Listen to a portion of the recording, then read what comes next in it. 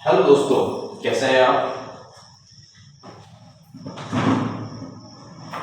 इसके पहले जो हमने वीडियो बनाया था उसमें हमने बात किए थे कि एक एएमसी कंपनी क्या होती है, एक म्यूचुअल फंड क्या होता है और एक फंड मैनेजर क्या होता है। और हमने एक बहुत ही जनरल इंफॉर्मेशन म्यूचुअल फंड के बारे में समझे थे कि एक म्यूचुअल फंड कैसे काम करता है। अभी हम इस टॉपिक पर बात करेंगे कि हमने म्यूचुअल फंड समझ लिए, म्यूचुअल फंड क्या होता है, उसकी एक जनरल प्रोसेस हमने समझ ली।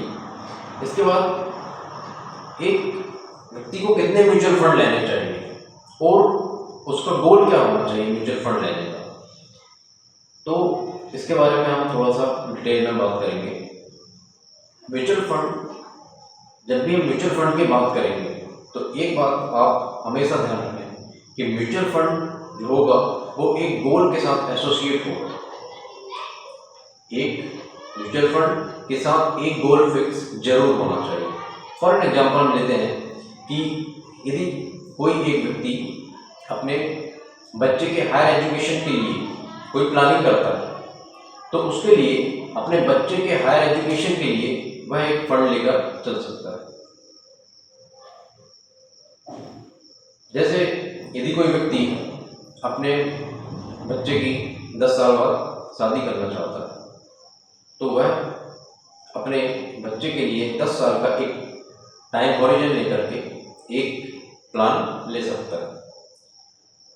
यदि कोई व्यक्ति फॉरेन ट्रिप करना चाहता है तो वह एक प्लान ले सकता है, या कोई व्यक्ति कोई भी ऐसे जरूरी कार्य को करना चाहता है जिसकी जरूरत आज उसे नहीं है मगर उस पैसों की जरूरत उसे 10 साल बाद होने वाली है, तो ऐसे सारी चीज़ों को वह व्यक्ति एक प्लान कर सकता है म्यूचुअल फंड के थ्रू। इसमें होगा क्या कि जब भी आप कोई म्यूचुअल फंड लेंगे तो उसके साथ आपको एक प्लान को अटैच कर देना होता है। फॉर एग्जाम्पल हम लेकर के चलते हैं कि हमें 10 साल बाद अपने बच्चे के हायर एजुकेशन के लिए 20 लाख की ज़रूरत है, तो हम उस प्लान के उस हमारे टारगेट के अनुसार हम अपनी प्लानिंग करेंगे।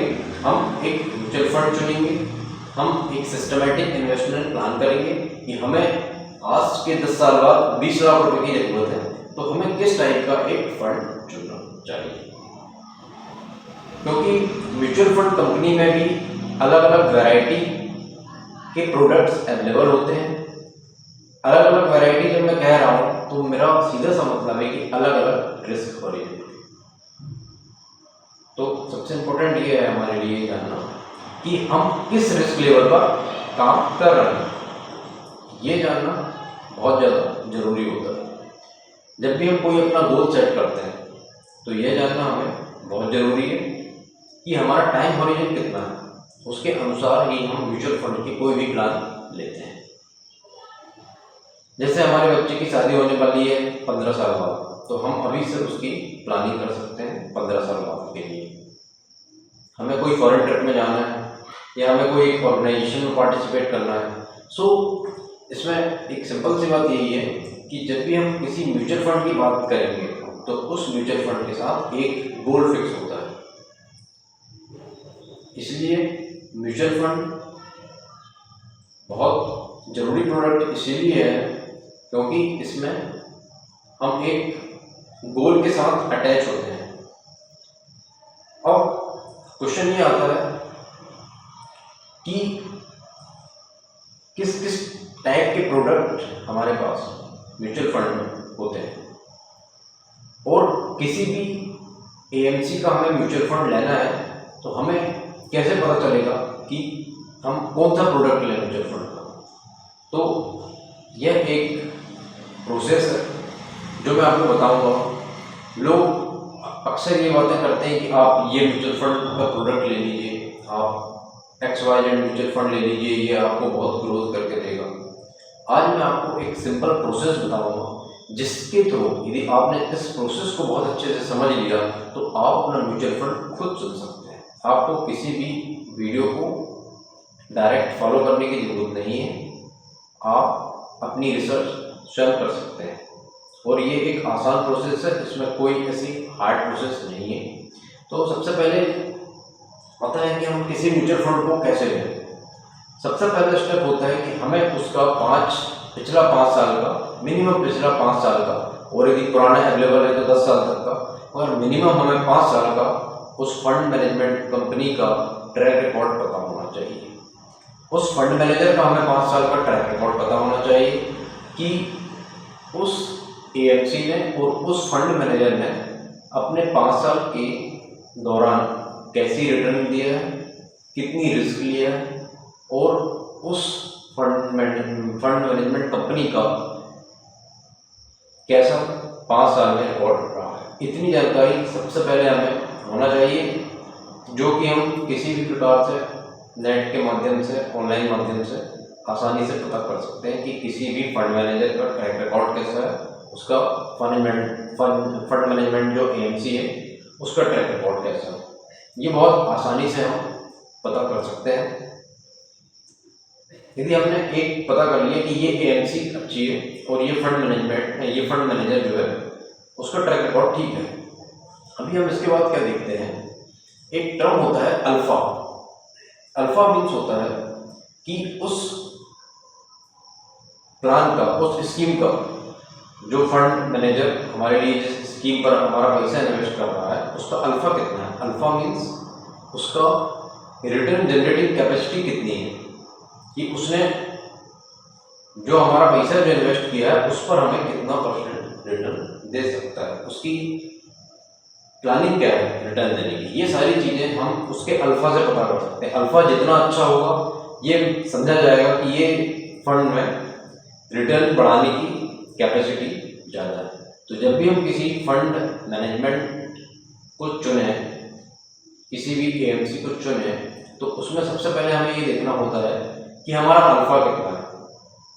यदि अल्फा अच्छा है तो इसका सीधा सा मतलब है कि हमारा जो फंड है उसे मल्टीप्लाई करने की कैपेसिटी उस फंड मैनेजमेंट एएमसी में, उस फंड मैनेजर में ज़्यादा होगी। ये हमारा अल्फा से हम पता कर सकते हैं। तो जब भी हम किसी म्यूचुअल फंड को चुनें उसमें ये जरूर देखें कि उसका अल्फा कितना है, क्योंकि अल्टीमेटली हम म्यूचुअल फंड में पैसा लगा रहे हैं तो हम कहीं ना कहीं अपना पैसा बढ़ाना चाहते हैं।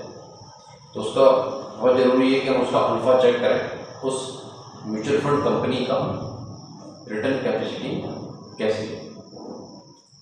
दूसरी चीज़ हम चेक करेंगे, एक बहुत इंपॉर्टेंट रेशो होता है जिसको हम सार्क रेशो बोलते हैं।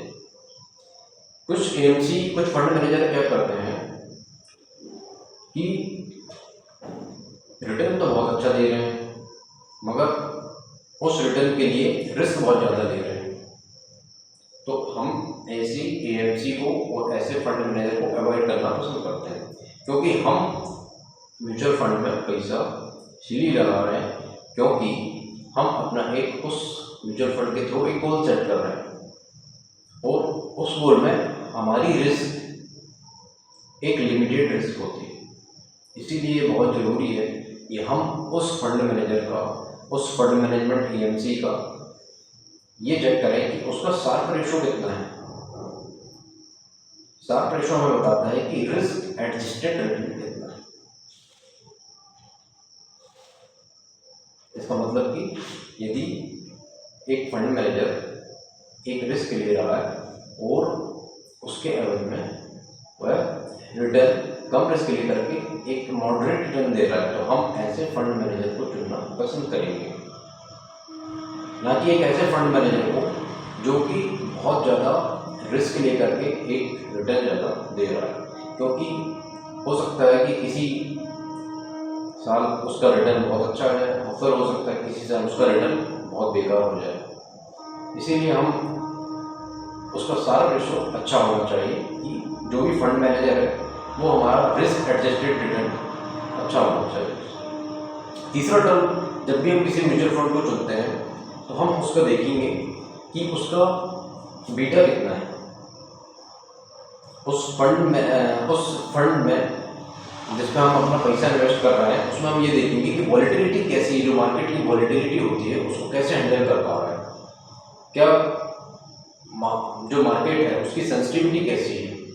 ऐसा तो नहीं कि बहुत ज़्यादा चेंजेस कर रहा है कि एक फंड ने 25 कंपनियों में इन्वेस्ट किया, तो ऐसा तो नहीं कि फंड मैनेजर जो है बार बार जो है स्विच कर रहा है, कभी इस कंपनी में कभी उस कंपनी में। तो ऐसे में वॉलेटिलिटी यदि कोई फंड मैनेजर बार बार चेंज कर रहा है तो हम ऐसा जनरली मानते हैं कि ये हमारे लिए ठीक नहीं है, क्योंकि कहीं ना कहीं स्टेबिलिटी और कंसिस्टेंसी से ही रिटर्न बनता है। यदि कोई फंड मैनेजर बार बार कंपनी में स्विच कर रहा है तो ये रिटर्न नहीं दे पाएगा एट लास्ट आपको।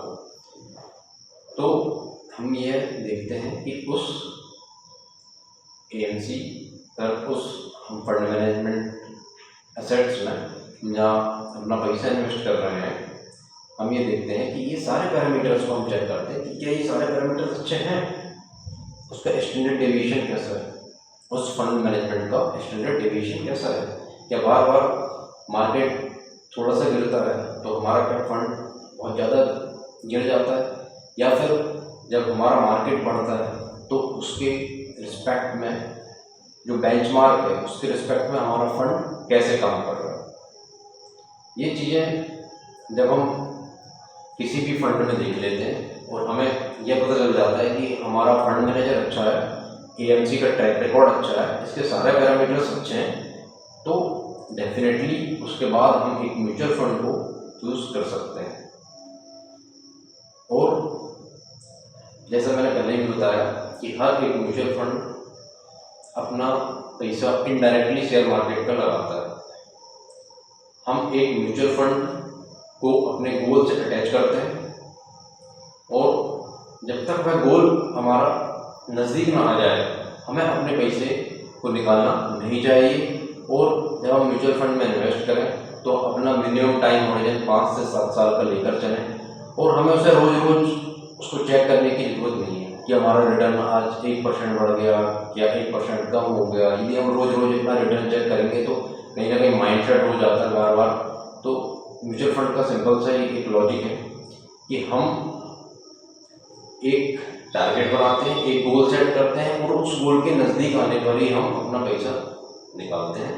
उसके बीच में हम एक जनरल क्रॉस चेक कर सकते हैं कि हमारा फंड उसके बेंचमार्क से उसके सेम जो कंपनी है, जो एएमसी है, उससे कैसा परफॉर्म कर रहा है, ये हम चेक कर सकते हैं। मगर जब तक हमारा फंड अच्छा काम कर रहा है, बेंचमार्क को बीट कर रहा है, तब तक हम अपना पैसा फंड मैनेजमेंट कंपनी से नहीं निकालेंगे जब तक कि हमारा एक गोल नज़दीक ना आ जाए। जैसे हमने एक गोल बनाया है कि हमें अपने बच्चों को हायर एजुकेशन करवाना है, तो जब वो हायर एजुकेशन के लगभग 6 महीना 1 साल होगा तब हम अपना फंड निकाल लेंगे। तो यह म्यूचुअल फंड में सबसे ज़रूरी है डिसिप्लिन। यदि आप डिसिप्लिन रख रहे हैं तो आपका जो पैसा है, आपका जो फंड है वो डेफिनेटली ग्रो करेगा। पूरा खेल यहाँ पर पैसेंस का है। यदि आप में पैसेंस नहीं है तो आप मार्केट के लिए नहीं है, और यदि आप में पैसेंस है तो यह मार्केट आपको बहुत पैसे बना के देगा। इसीलिए म्यूचुअल फंड का मतलब यही होता है कि हम एक गोल सेट करते हैं, एक टारगेट सेट करते हैं और उसके अनुसार हम प्लानिंग करते हैं। तो म्यूचुअल फंड एक पूरी प्लानिंग है। म्यूचुअल फंड कोई सट्टा मार्केट नहीं है, कोई म्यूचुअल फंड तुक्काबाजी नहीं है। म्यूचुअल फंड एक पूरी सोची समझी बनाई हुई प्लानिंग है जिससे हम अपने आने वाले फ्यूचर के लिए एक टारगेट सेट करते हैं और उस टारगेट के अनुसार हम अपनी प्लानिंग करते हैं, एक अच्छा फंड मैनेजर चुनते हैं और हम अपने सारे टारगेट्स को इसके सारे अचीव कर सकते हैं। और इसके साथ ही इसका जो अगला वीडियो होगा हम उसमें आपको बताएंगे कि ऐसे कौन से फंड हैं जो अभी अच्छा परफॉर्म कर रहे हैं और ऐसे कौन से फंड हैं जिसमें आप भी इन्वेस्ट कर सकते हैं और कितने टाइम होराइजन के लिए और कितनी रिस्क के लिए आपको कौन सा फंड लेना चाहिए। ये सारी जानकारी हम आपको अगले वीडियो में देंगे और अगला वीडियो आप मिस मत करिए क्योंकि अगला वीडियो बहुत ज़्यादा इम्पोर्टेंट होने वाला है। उम्मीद करता हूँ आज का वीडियो आपको पसंद आया होगा। ऐसे ही और भी जानकारी के लिए लाइक सब्सक्राइब करें। Thank you.